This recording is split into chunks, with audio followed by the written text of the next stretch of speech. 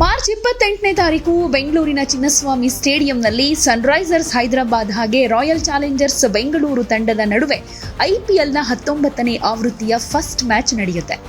ಈ ಪಂದ್ಯ ನೋಡೋದಕ್ಕೆ ಈಗಾಗಲೇ ಕ್ರಿಕೆಟ್ ಅಭಿಮಾನಿಗಳು ತುಂಬಾನೇ ಕ್ಯೂರಿಯಾಸಿಟಿಯಿಂದ ಕಾಯ್ತಾ ಇದ್ದಾರೆ. ಕಿಕ್ ಸ್ಟಾರ್ಟ್ ಪಂದ್ಯದ ಎಲ್ಲ ಟಿಕೆಟ್ಗಳು ಈಗಾಗಲೇ ಸೋಲ್ಡ್ ಔಟ್ ಆಗಿದೆ. ಇದರ ಮಧ್ಯೆ RCBಯ ಯುವ ವೇಗಿಯ ಮೇಲೆ ಫ್ರಾಂಚೈಸಿಯ ಫ್ಯಾನ್ಸ್ ಕಣ್ಣು ಬಿದ್ದಿದೆ.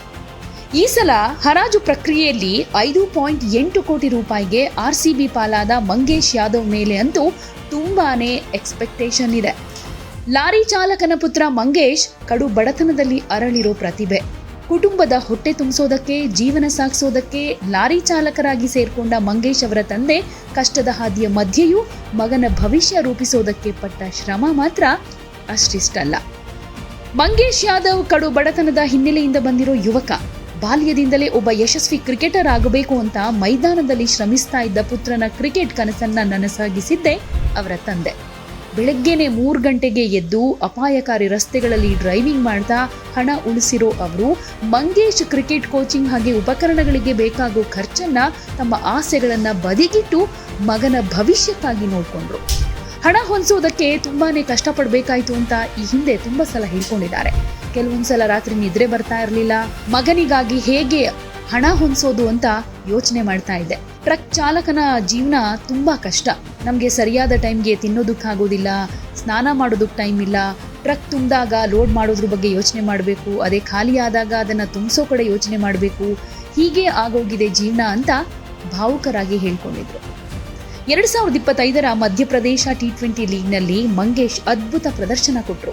ಗ್ವಾಲಿಯರ್ ಚೀತಾಸ್ ತಂಡದ ಪರ 6 ಪಂದ್ಯಗಳಲ್ಲಿ 14 ವಿಕೆಟ್ಗಳನ್ನು ಕಿತ್ತರು. ಹಾಗೆ ಪ್ಲೇಯರ್ ಆಫ್ ದಿ ಟೂರ್ನಮೆಂಟ್ ಪ್ರಶಸ್ತಿಯನ್ನೂ ಗೆದ್ಕೊಂಡ್ರು.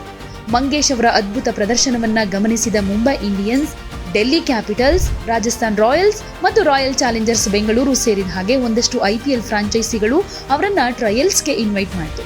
ಇಲ್ಲಿ RCBಯ ದಿನೇಶ್ ಕಾರ್ತಿಕ್ ಅವರು ಮಂಗೇಶ್ ಯಾದವ್ ಅವರ ಸಾಮರ್ಥ್ಯವನ್ನ ಟೆಸ್ಟ್ ಮಾಡಿದ್ರು.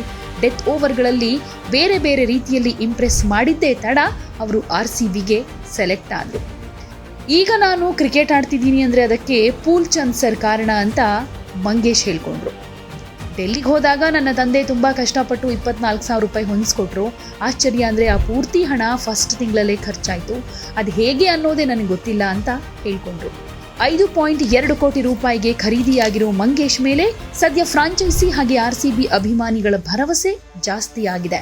ಈ ಯುವ ಬೌಲರ್ ಹೇಗೆ ತಂಡದ ಪರ ಕಮಾಲ್ ಮಾಡ್ತಾರೆ ಅನ್ನೋದನ್ನ ಸದ್ಯಕ್ಕೆ ಕಾದು ನೋಡಬೇಕಾಗಿದೆ. ಹಾಗೇನೆ ತಂದೆ ಪಟ್ಟ ಶ್ರಮಕ್ಕೆ RCBಯಲ್ಲಿ ಮಿಂಚಿ ಅದಕ್ಕೆ ಫಲ ಸಿಗೋ ಹಾಗೆ ಮಾಡ್ತಾರಾ ಅನ್ನೋದನ್ನು ಕೂಡ ಕಾದು ನೋಡಬೇಕಾಗಿದೆ.